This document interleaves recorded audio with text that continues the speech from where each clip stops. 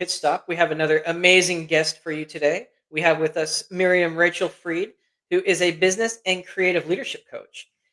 She is a seasoned coach with 14 years of experience as a consultant, leader, and entrepreneur, holding 12 certifications across life coaching, subconscious reprogramming, trauma informed nervous system regulation, and effective teaching.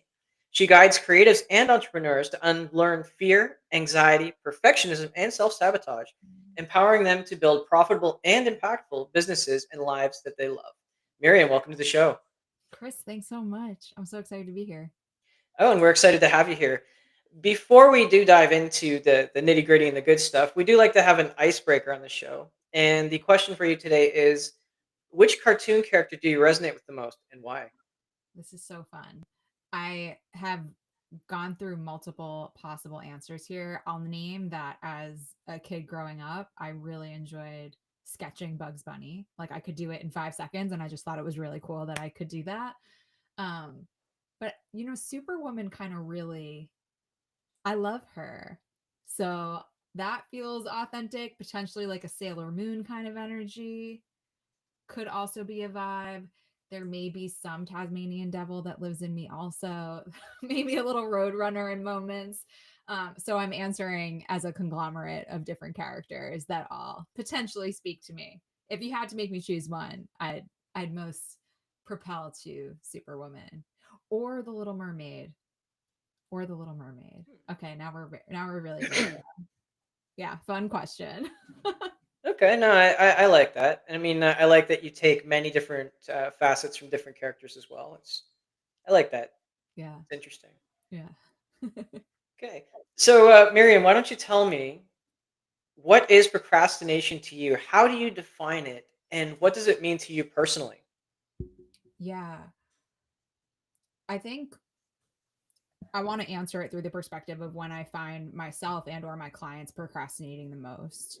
And often like the pattern that I see is the thing that we know could get us to the next level is often the thing that we have the most resistance around.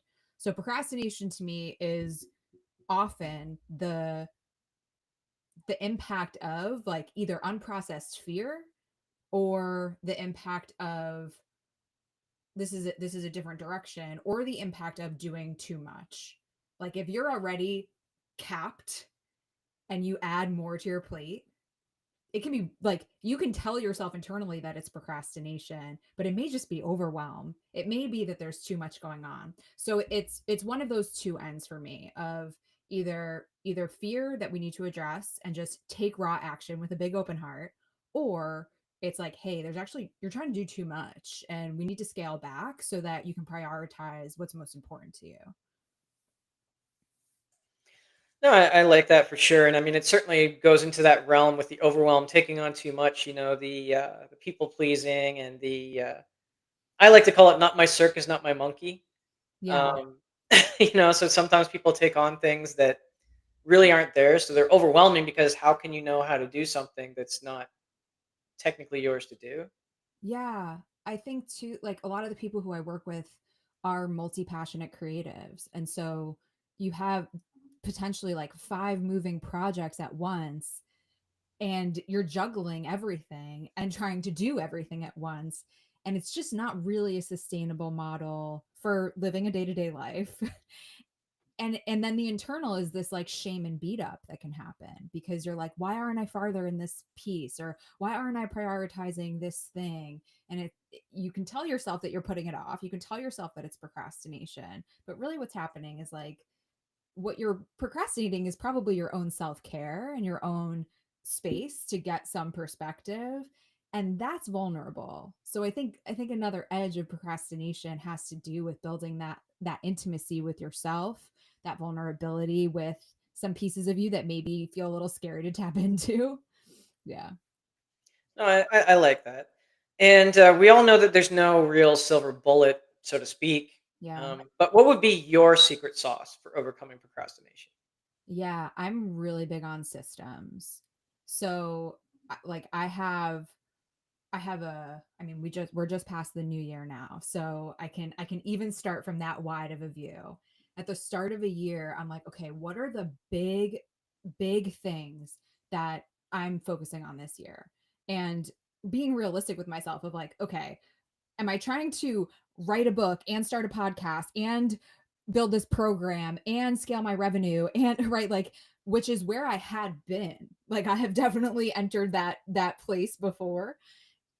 Or am I starting from like, okay, here are my like top 3 priorities and I'm making sure it's balanced in different areas of my life. It's not all business. It's not all health. It's like it's really taking a balanced perspective. And then once I'm clear on those priorities, then I'm like, okay, now what does my month look like? How does it feel to look at this month? Is my body already in trigger? Does it already feel too big, too much? Because if it does, even in just the planning process, it's a sign I'm going to procrastinate stuff. Like I'm going to put it off because I'm going to be in that overwhelmed tap out. From my month, I have a weekly process goal, and then I can show you, yeah, like people who can see the video. This is Yep. like one of my it's like a Bible tool for me where I have these 4 quadrants. I use this every day. It has pleasure first. So the first quadrant is like, what am I doing to take care of myself? That has to happen first, especially if I don't want to procrastinate. I need to take care of me. The second is around my business tasks. So, like things that I'm like, yes, done or not, check off the list. This is for my schedule, my time. So like any meetings I have go here. I'm not combining the task list and my schedule together. That's I think can be overwhelming. And then the last is around my health. So I have these different moving pieces that I'm like, oh wow, I actually can see how these interplay with each other. And it feels really good to check stuff off. And I feel on top of my game. And it makes me really happy. I know I'm prioritizing myself in ways that matter and keep me sustained. And so that's an example of a type of system that's really high. It's been really high leverage for me, and it's really high leverage for the people I work with. No, I definitely like that. Putting yourself first. I mean, a lot of times we don't hear that a lot because Yeah. it's called selfish, or the buzzword of I feel like the buzzword of 2023 was narcissism for some reason. you Mm. know, Yeah, if I would agree that word has been coming up more and more. Yeah. it's funny because I did a lot of I actually know a narcissist, clinical one, like, Yeah. and it's a couple of things you have to realize about it too is that there's literally 0.1% of the population are going to actually fall into that category. Yeah. And then the second thing you have to realize is that, you know, we have to admit, or we have, well, I'm sorry, we don't have to admit, we have to acknowledge the part that we played in that, or well, not we, but society or family or their environment played into that, right? Because it is Yeah. just, it's all the same programming. Yeah. Yeah. I think a lot of people who want to make the world a better place, who want to make impact, can be so afraid of being too selfish, can be so afraid of putting themselves first, can be so afraid of the judgment of even like success really because like building wealth for example, I have clients who want to have financial freedom, but there's a lot of shade culturally around people with money like that really exists, and it's some pieces for us to navigate. But something that my coach said that I think is so true, like if you're worried about being a narcissist, it's a great sign that you're not one, because narcissists aren't worried about being narcissists. They're not aware that way. And I was like, oh, that's a really helpful perspective to hold. Yeah. I think too, I kind of live in plant metaphors. And I think, if each of us is a plant, if each of us was born to bloom in some way, the best thing that you can do, not only for yourself, but for the planet, is to be as healthy and strong and vibrant as possible. And that you taking care of yourself literally is a way that you help heal the world, let alone then the fruit you can bear, or the bees that can come pollinate, or whatever it is that kind of continues off of that. But you being healthy and strong is really is one of your it is your number one job. I like that. I definitely like that. Why don't we shift a little bit into your background and your journey and sort of how you got to be where you are today?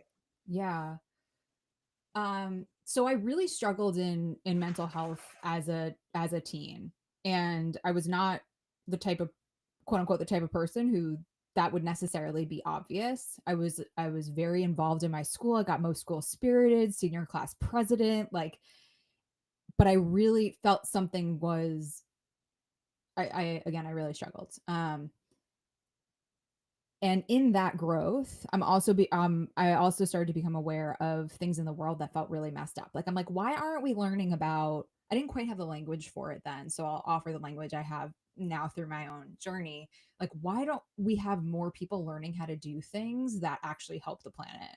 Why aren't I really learning about how my mind works? Like, why aren't we talking about mental health? Like, so all of these pieces started to come in, and I've always been a creative person, and I've always been good at math, and I like money. And so I was like, okay, I'll go to business school. I want to start a business to make the world a better place. And I got to business school, and I'm like, I am not a corporate person. Like, that was definitely the energy of the space. And I was really looking for people who were like me, like just wanted to make the world better, like make massive income and impact to change the world, and I wasn't finding it. And so when I graduated business school and started getting more into my own healing, I decided to get into public education. And so I taught high school math um, for 6 years and grew in leadership. Um, and that's where my healing really began. My language is always education was my first spiritual teacher, and I'm so grateful for my students. I am so grateful for the leaders that I worked with. It was truly, like, we talk about reparative work and we talk about transformation, and I really it really did, it changed my life in every way I could have asked for, and it was really hard for me to transition out of the education space because of how grateful I was and how much it moved me. I think ultimately I still, as I was growing in leadership, I'm like, I don't want to be a principal. Like, I'm kind of at, I've learned what I can learn here, and I still want my own business, and I still really want to help people to do what they love and to be who they are. And that was the energy I'm giving to kids all day. And so you keep giving that all day. It's like, wow, I also need to live that myself. And so that was the bridge of my transition to deepening my studies around the subconscious mind, the nervous system, trauma, and then continuing onward to start my business. Yeah. Oh, thank you for sharing that. It's definitely an interesting journey there, and there's a few things that I'd like to go into a little bit for sure. Yeah. One of the things that you mentioned was really interesting to me too. Is the education system right now is not well. It's getting better. I have to admit that they're trying. It's slow. There's red tape. There is more mental health stuff going on because they realize it's important. Yeah. The reasons why it wasn't really a priority before is because schools are not designed to Correct. create free thinkers. Schools are not designed to create or have space for creatives or entrepreneurs or Yeah. even people that are going to impact anything.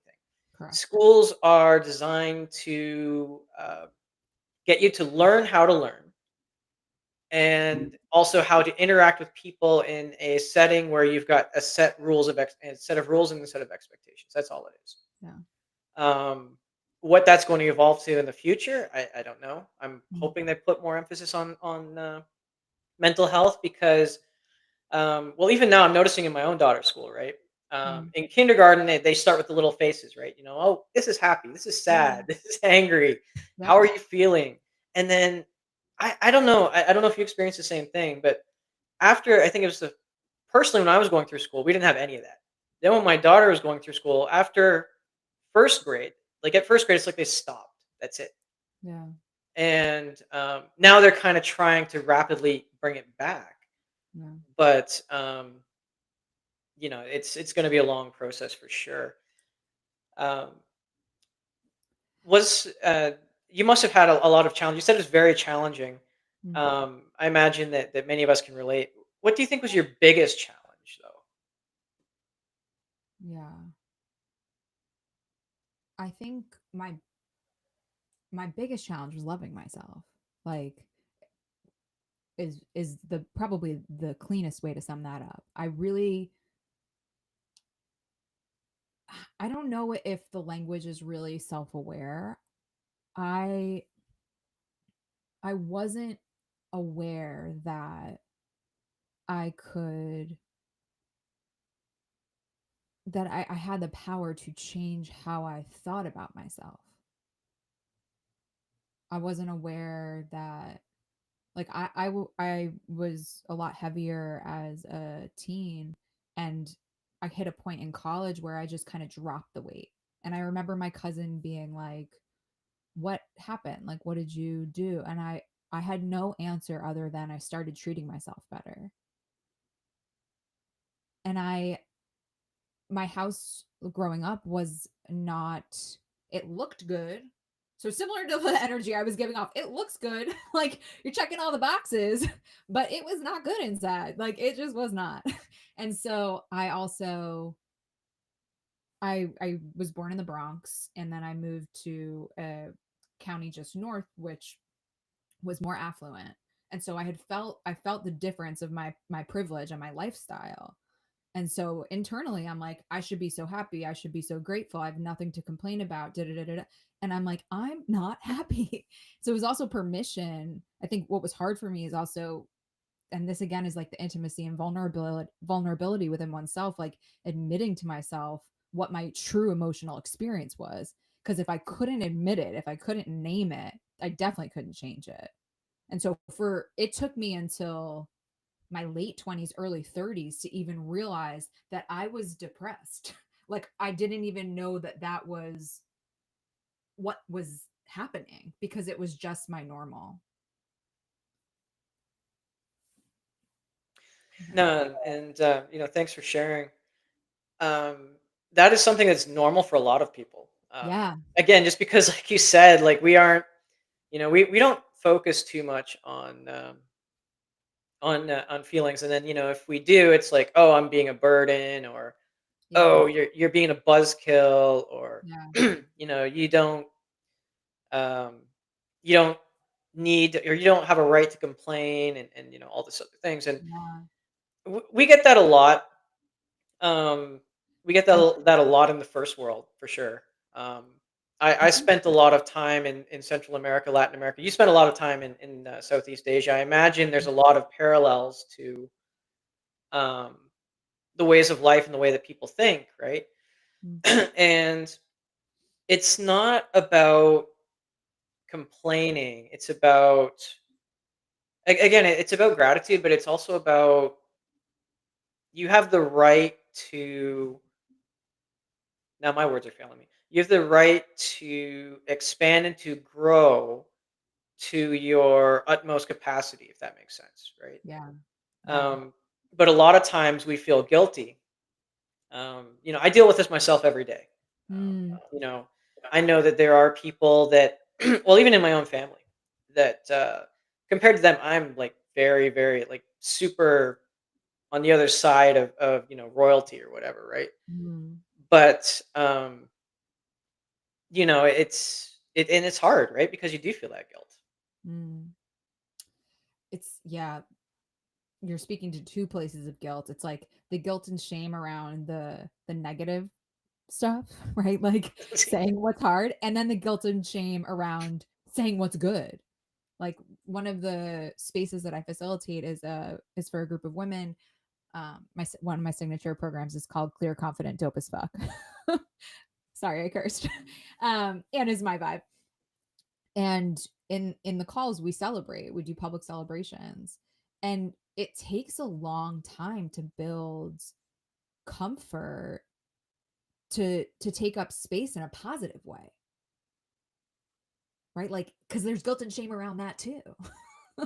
um it's like for even in for I shouldn't say even for me, but for me a lot of my journey I recently, um, almost a year ago now, 6 months to a year ago, I joined a mastermind, and in that space people are sharing, they're bragging, they're celebrating, they're saying the good things. And every single time I would come to share, I immediately would start crying. Like I couldn't I it's and now it's changed. There was a lot of shedding that had to happen, a lot of trust in sisterhood and womanhood that had to happen. But it was really scary for me to shine, you know? And over the course of the process, as that's transformed, like so has my business, so has my life. I think all is happening at one time. I wouldn't say that's the one thing that shifted. But it definitely is a piece. Yeah. You said something earlier that I don't want to lose around schools and creativity. And I think still the number one TED talk is Sir Ken Robinson. I think I'm saying that name right. Do schools kill creativity? Number one, like for years and years and years, has been the number one. So if you're listening and you haven't listened to that, it's a really good talk. Yeah, yeah, No, I like that. And you talk about the fear, right? mm-hmm. And fear is so interesting to me Mm-hmm. because I've been on my own journey, and I'm sure, and I'd like to hear your perspective on it too, especially since you were in Southeast Asia Yeah, and you had those teachings. yeah. Um, so the main idea is that when we're talking about fears, we're really talking about attachments to things, whether that's attachment to some form of identity or Sure. attachment to some sort of outcome. Um, what do you think is kind of the base fear? Do you think it's more the fear of success, or is it more like the quote unquote witch wound, the fear of being like judged that holds us back? I don't know if there's. Let me think about that. Is there one? Um,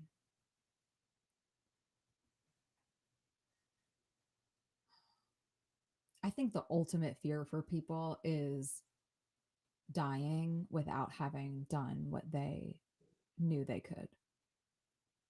Like if I were to give an ultimate, I think I think that may be it.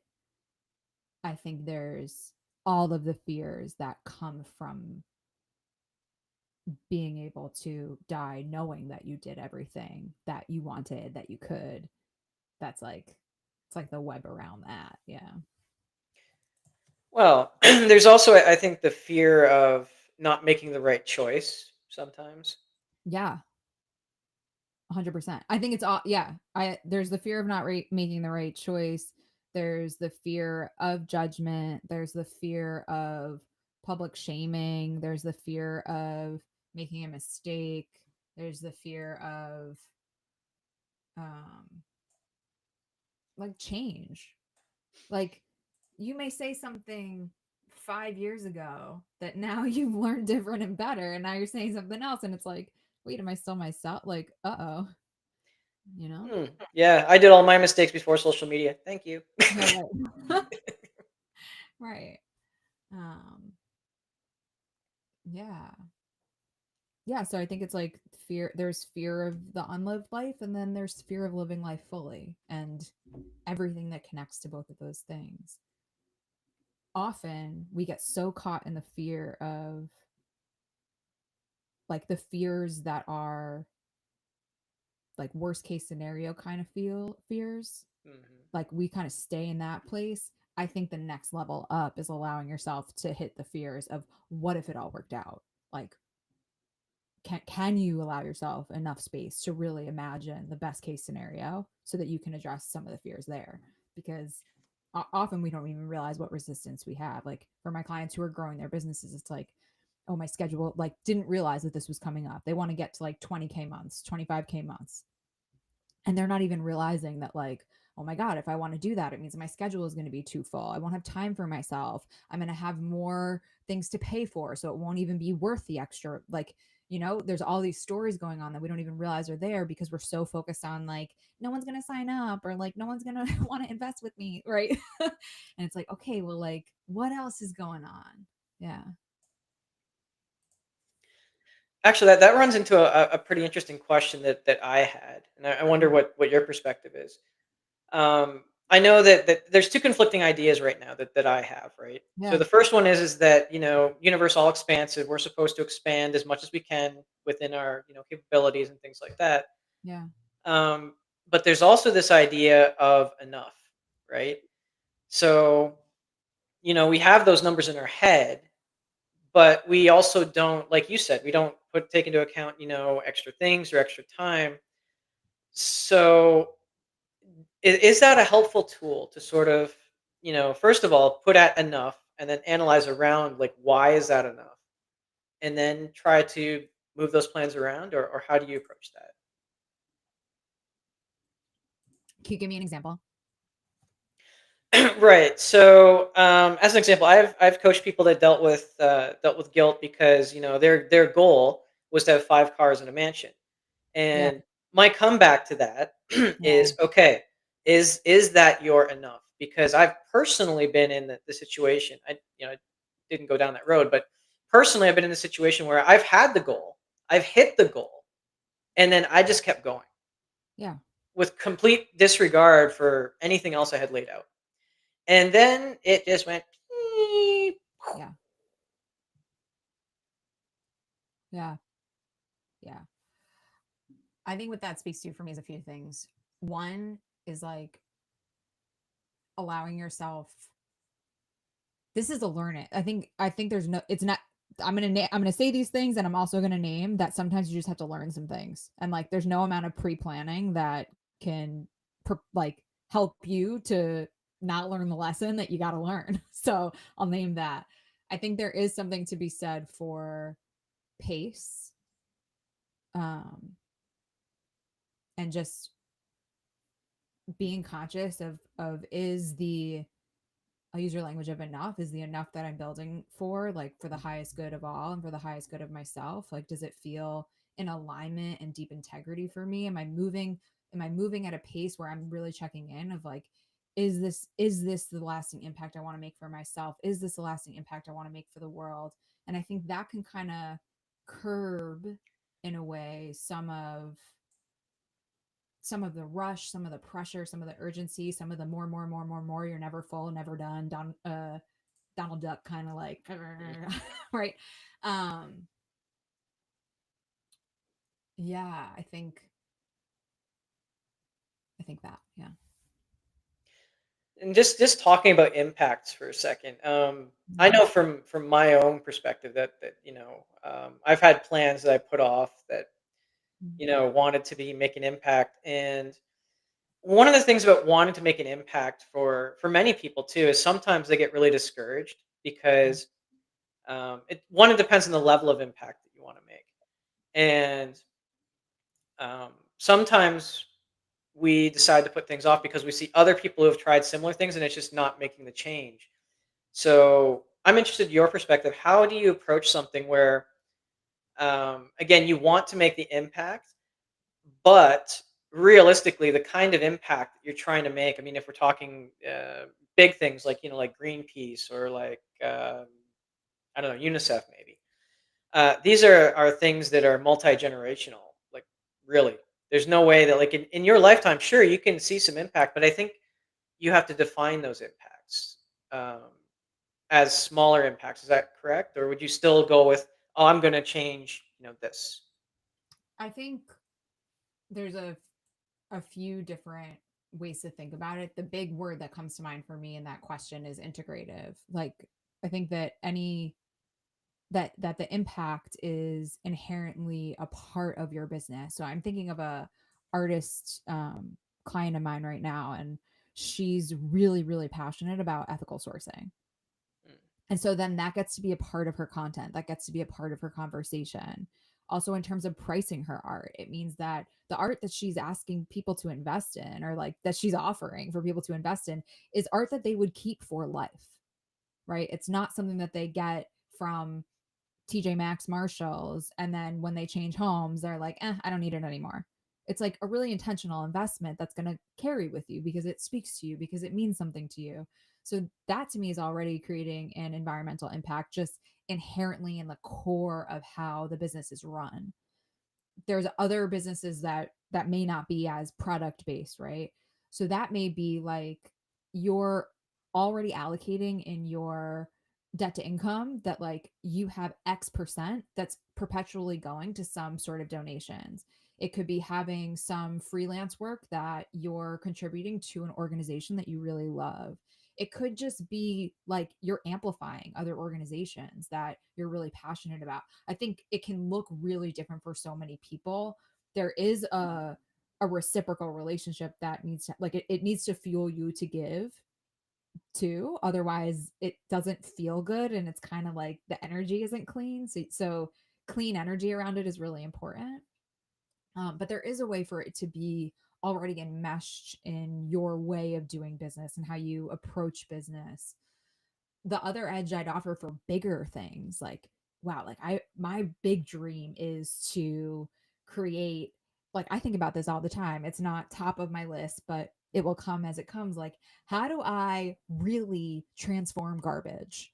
Like, what are the different pathways to really transforming garbage and making it not go into landfills? Like, and that's a lingering question. I'm never going to answer that. I mean, I shouldn't say never say never. It's likely that I'm not going to answer that by myself. And so it's just like, hey, I'm open to potentially meeting the right people, having the right conversations, knowing that like this is going to come in as I keep my heart open and my mind clear, like that there's going to be a way for me to contribute for environmentalism in a way that like really lights me up. Um, so both, and you don't have to do it alone, and do what you can do on your own in a way that feels really in integrity for you. I really love that example you just gave because sometimes what happens too is we're trying to find a perfect solution, Yeah. and there really isn't one. Because when you're talking garbage, I mean, when you're talking recycling too, Yeah. there's a really good documentary right now out on Netflix. What is it? Buy Now: The Shopping Conspiracy. And Yeah. it's like Okay. these are things that we know, Yeah. but we don't really admit to. Yeah.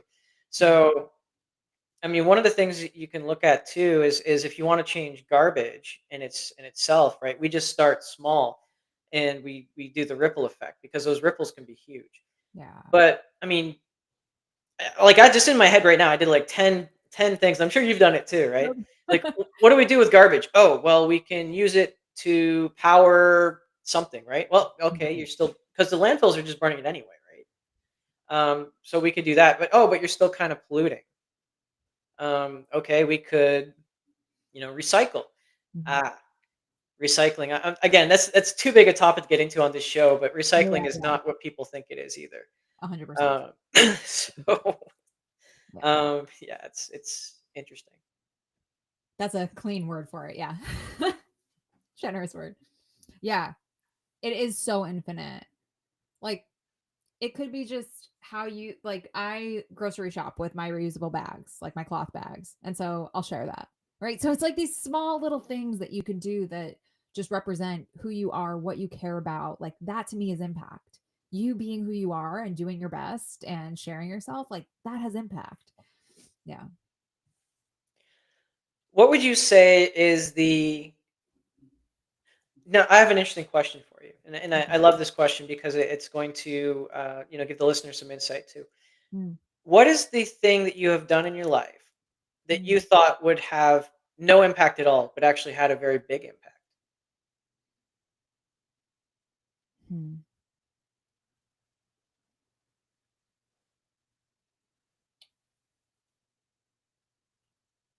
I think there have been, my mind goes in two directions.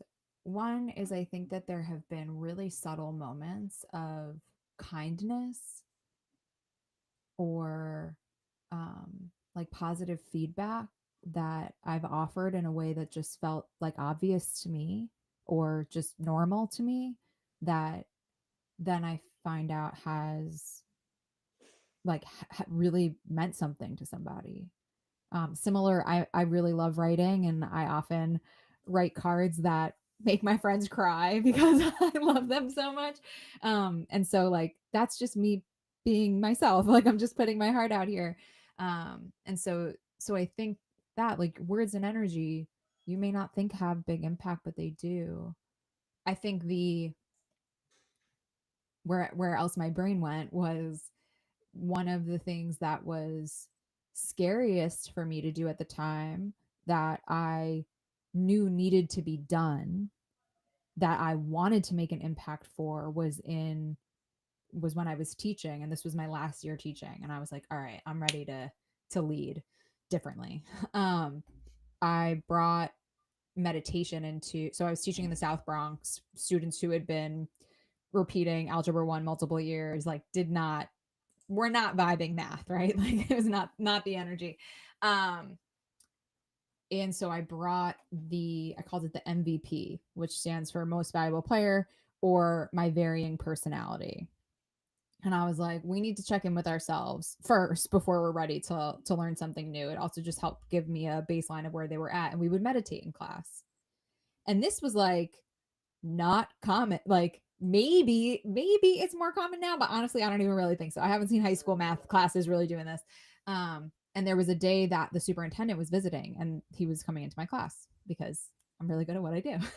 And I was like, am I still going to do the MVP? Like, am I still going to have them meditate, even though like I don't know what this guy's going to think? Like, he may be like, this is a waste of time. And he really loved it. And I was like, whoa, that is so cool. That is so cool that my kids love it. They still think about it. I got an email from a student like pretty recently talking about how like that mindset work really made such a difference in their life. Um, and I was like, wow, that's amazing to hear. Yeah. I I really love that too, and so many of us are afraid to do things, um, Yeah.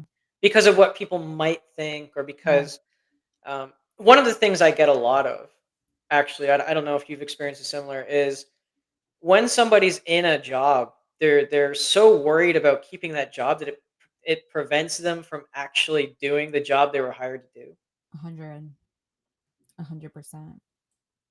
Yeah, I think that can happen also in early entrepreneurship. Like, you're so caught up in doing a good job and how other people are thinking of you, and like, is it good enough, and that you actually are like blocking your own creativity, you're blocking your own insights, you're blocking your own wisdom. um yeah.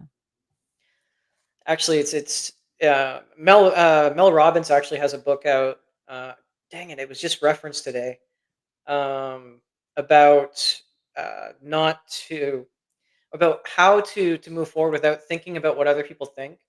Yeah. And I thought that was really a really good book. I don't have the name of it in front of me, unfortunately, Yeah. but I do something similar. Like, Yeah. everybody likes to get festive and stuff, but I'm the one that, like, I'm not doing it now, obviously, but I have like a duck hat that's got the little flippers, and when you squeeze the thing, the feet, it flaps out like that. So I'll just go out. If I feel like I'm getting too serious about myself, or I'm taking myself too seriously, I'll put Yeah. that on. I'll just go wave at people, Love that. and Yeah. it just, because again, nobody gets out alive, right? Yeah. So Yeah. might as well not take yourself too seriously, because the ego gets in the way of it gets in the way a lot too. Um, Mhm. Yeah. I have been thinking so much about how to infuse more play this year in all of what I do. I think the energy that you create from, whether it's sending an email or building a project, right? Like, the energy that you're creating from is inherently the energy that goes into it. And so how can it, like, more play, more pleasure, more joy, more rest, more, like, what does the world need? What do I need? And give that. Yeah. what's really interesting about that is, the energy you put in is what you get out. Yeah. Um, if you're sitting there typing an email with your middle fingers, Yeah. and Yeah. the language can be fine. The language can be just fine. But Yeah. what's really interesting, and I Mhm. witnessed this, actually, where one of the places I used to work, and I typed a few emails with my middle fingers. I'll admit it. And I used exactly the same language. Okay, Yeah. exactly the same language, Yeah. exactly the same words. Yeah. And but with the clients that I didn't do that with, or like that, I kind of liked. I was using the same language. I didn't change anything. Yeah. Emojis weren't allowed. No smiley faces, no semicolons, no, Uh, hey or whatever. It was all very strict. yeah. And what's interesting is that the person on the other end, even though they'd never spoken to me, probably picked up those middle finger vibes Yeah. because that's what I got back. Yeah. It's so real. It's so real. Yeah. Same as fear.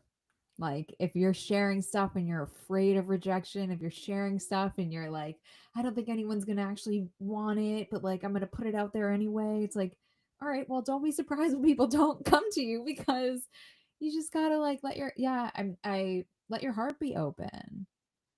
Be, be ready to receive. I was in the car the other day, and I'm listening to, I'm big on audiobooks.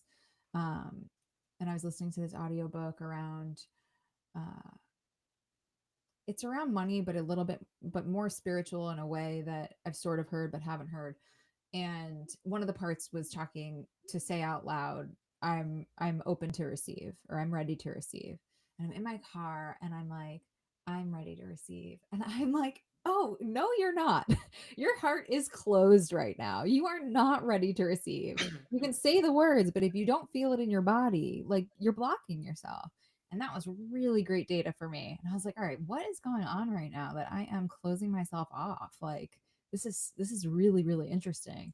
And this is where I love how the nervous system and our subconscious mind like interplay with each other, because when you have a regulated nervous system and when you have your subconscious mind working for you, like there is nothing that you can't do, like literally. There is nothing you can't do. Yeah. Oh, oh no, for sure. I always like to say, I don't go into uh, the different practices or anything. The only thing I will say, and this is the only thing that Yeah. anyone's ever going to hear me say when it comes Yeah. to, like religion, mysticism, alchemy, Yeah. is that, or Scientology, even atheism, is that everyone is essentially saying the same thing. They're just Yeah. using different words, and then Yeah. they're arguing about which words to use. Yeah. Yeah. At the core it's love, I think. That's my, yeah, at the core it's love. Oh, it's supposed to be. Yeah. Yeah, it is. It is.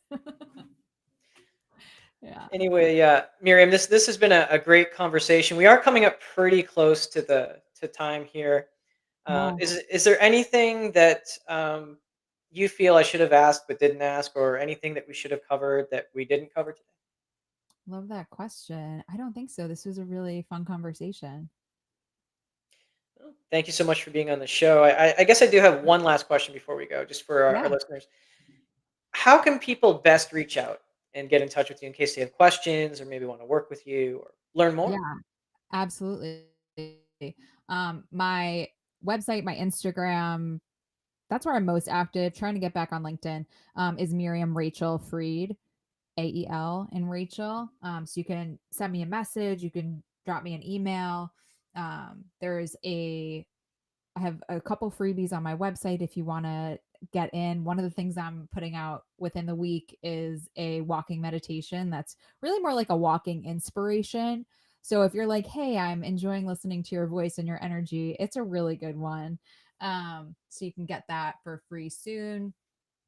I have strategy calls if one on one coaching is something that you're interested in, and a couple of group programs opening up within the quarter. So yeah, I'd love to connect with you in any way that feels good. Excellent. And just a notice, as usual, to our listeners, don't worry about grabbing a pen and paper. We are going to put those in the show notes for you.